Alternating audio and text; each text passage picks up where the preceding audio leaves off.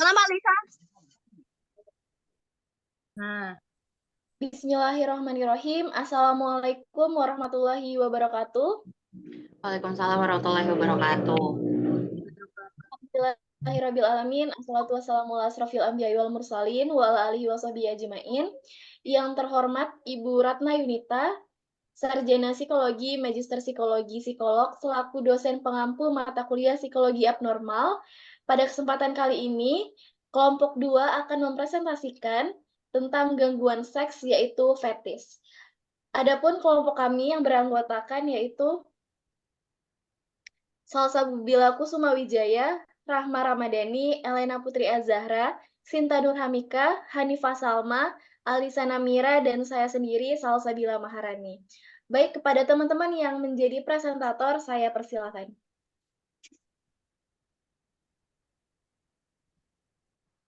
Pengertian fetish. Kata fetish digunakan untuk menggambarkan benda mati yang dapat membangkitkan hasrat seksual, dan fetish juga dapat merujuk pada bagian tubuh, objek, situasi, maupun suatu aktivitas. Fetish merupakan obsesi seksual yang terjadi ketika seseorang mengalami respons seksual yang intens terhadap objek yang bukan manusia atau bagian tubuh non-genital, seperti dengan melihat orang lain mengenakan pakaian atau aksesoris tertentu, atau bahkan dapat merujuk pada benda mati.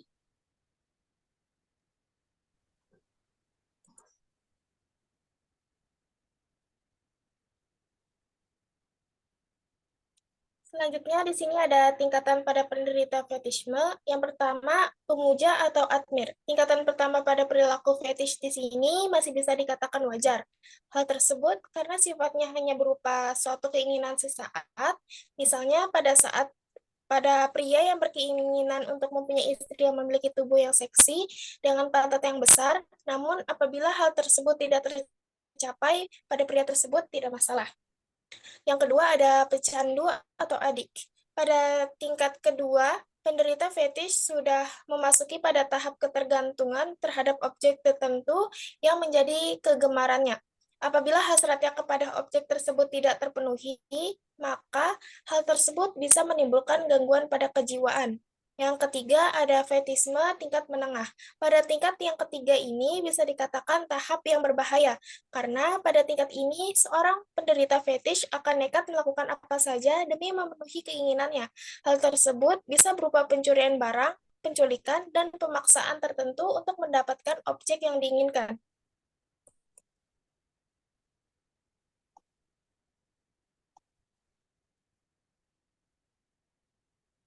Selanjutnya, ada fetisme tingkat tinggi. Pada tingkat yang keempat ini, seorang penderita fetish tidak akan menghiraukan hal lain di luar fetishnya.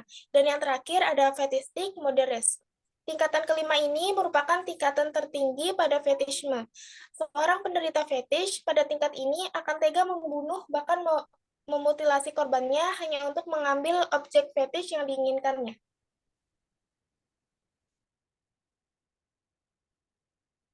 Oke, pada pembahasan kali ini kelompok kami mengambil satu kasus yang marak terjadi.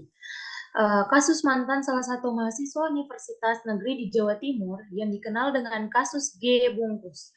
Berawal dari pengakuan seorang mahasiswa melalui media sosial Twitter pada Juli 2020. Pemilik akun mengaku sebagai korban predator fetish kain jarik.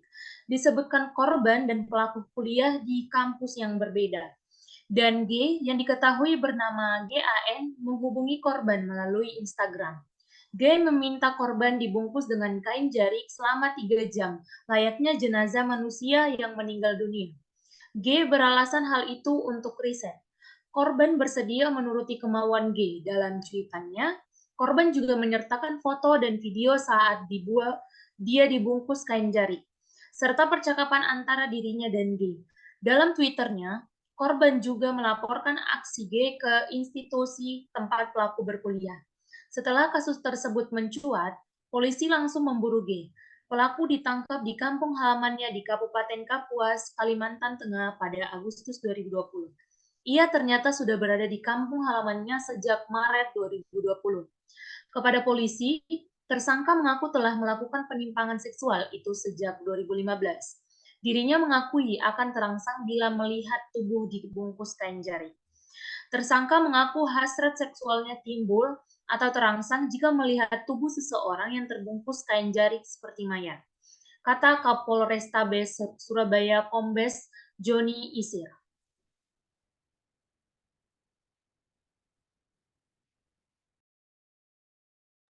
Pada slide ke-7 ada analisis kasus.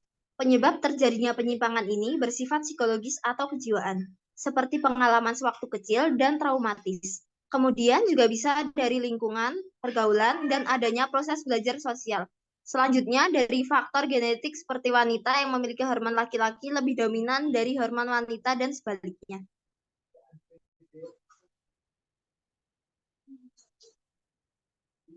Next.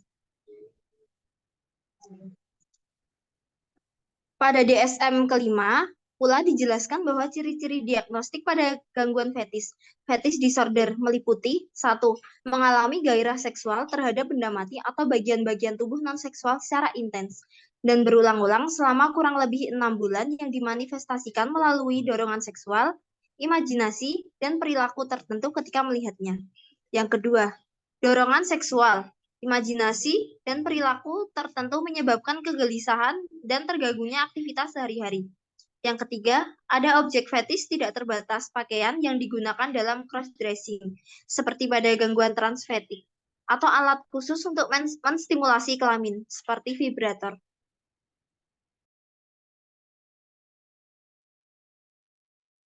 Untuk selanjutnya ada terapi dari penyimpangan fetis.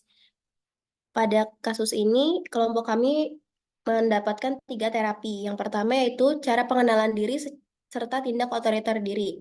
Terapi ini dilakukan dengan cara mencoba membuang jauh pikiran-pikiran yang berhubungan dengan transseksual, apalagi sampai pada perilaku waria. Apabila masih terasa sulit dan tidak mampu, maka cobalah untuk berpikir selain hal tersebut, dengan beristighfar atau mengucap takbir berkali-kali. Lakukan hal tersebut ketika hendak tidur atau ketika melamun. Yang kedua ada terapi sugesti. Dengan mencoba mengucap lirih atau dalam hati, sugesti kalimat-kalimat berikut seperti transseksual menjijikan, transseksual sesat, aku bukan pelaku transseksual, aku manusia normal. Dengan mengucapkan kalimat tersebut berkali-kali, sambil membayangkan apa yang dia ucapkan, kemudian pikiran liar itu akan melawan dengan bentuk kebosanan. Terus mengatakan hal tersebut seperti orang sedang melakukan wirid dengan khusyuk. Diucapkan minimal 2000 kalimat dalam 1 hari. Hal tersebut bisa dilakukan saat melamun, sendirian, bingung, atau saat sebelum tidur hingga bangun tidur. Yang terakhir ada terapi memperbaiki sikap atau akhlak. Sikap atau akhlak yang dimaksud adalah mulai dari menghindari hal-hal yang sifatnya dilarang dalam syariat Islam maupun hukum publik, hingga melaksanakan hal-hal yang diperintahkan atau hanya sekedar perbuatan yang memiliki keutamaan jika dilakukan.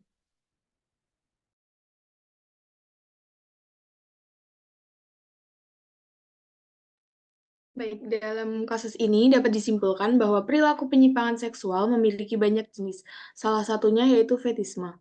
Fetisme adalah bentuk penyimpangan seksual dengan menggunakan benda seks seperti pakaian dalam, sepatu, kaos kaki, dan bahkan bisa seperti kasus yang kita jelaskan tadi, yaitu fetis terhadap kain jari digunakan mencapai kepuasan seksualnya. Perilaku penyimpangan seksual atau deviasi seksual yang terjadi tidak begitu saja, melainkan terjadi karena beberapa faktor. Di antaranya adalah lingkungan yang kurang baik, pernah menjadi korban, atau libido yang tidak terkontrol, dan juga pengaruh alkohol. Penyimpangan seksual tersebut menjadi gangguan jika mengganggu yang bersangkutan dalam melakukan kegiatan sehari-hari. Gangguan tersebut bisa berupa stres, menghambat hubungan dengan orang di sekitarnya, mengganggu dan juga membahayakan orang lain. Dengan adanya gejala berupa stres dan lain-lain, akan mengganggu serta mempengaruhi kesehatan mental. Baik, saya kembalikan ke moderator.